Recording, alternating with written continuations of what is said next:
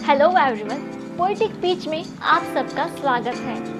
आप सबको ये बताने में बहुत खुशी हो रही है कि मेरा पहला काव्य संग्रह अनकह है एहसास प्रकाशित हो चुका है और आप सबका उसे बहुत प्यार भी मिल रहा है।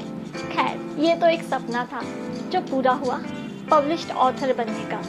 दर्द के एहसास तो बयां हो जाते हैं लफ्ज़ों में, खुशियाँ मिल जाए तो कोई गज़ल नहीं मिलती। इसीलिए ज़िंदगी में दर्द का होना भी ज़रूरी है, तभी तो कलम चल पड़ेगी। और मेरे लिखने का सफ़र तो बहुत पुराना है। बहुत सारे अनुभवों के बाद इंसान कुछ लिख पाता है। कुछ कड़वे अनुभव, कुछ उम्दा, कुछ प्यारे, कुछ नफ़रत भरे, कुछ खुशियों भरे, कुछ गहरे घाव से कभी न भरने वाले। ऐसे ही कुछ एहसासों को कलम से उतारने की एक कोशिश बस। और सबसे दिलचस्प बात तो ये है कि लिखने की प्रेरणा हमें आसपास के लोग और घटनाओं से मिलती है। संपर्क में आने वाले हर इंसान लेखक के लिए एक खुली किताब है, चाहे फिर वो अपने आप को कितना चालाक ही क्यों न समझ ले। और इसीलिए शायद हमारे फ्रेंड्स तो स्ट्रेंजर होते हैं और करीबी लोग हेटर्स।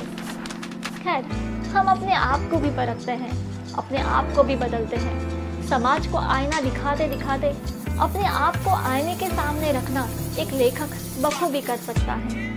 कलम हमें बहुत कुछ सिखा जाती है।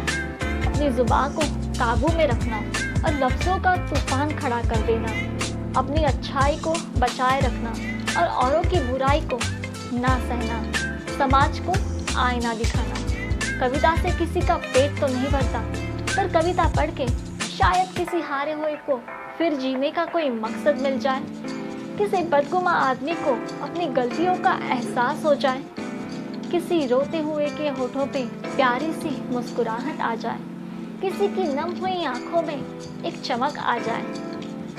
कविता से किसी का पेट तो नहीं भरता, पर हाँ, कविता गिरते हुए को थाम लेती है, किसी के गहरे घाव पे मरहम बन जाती है।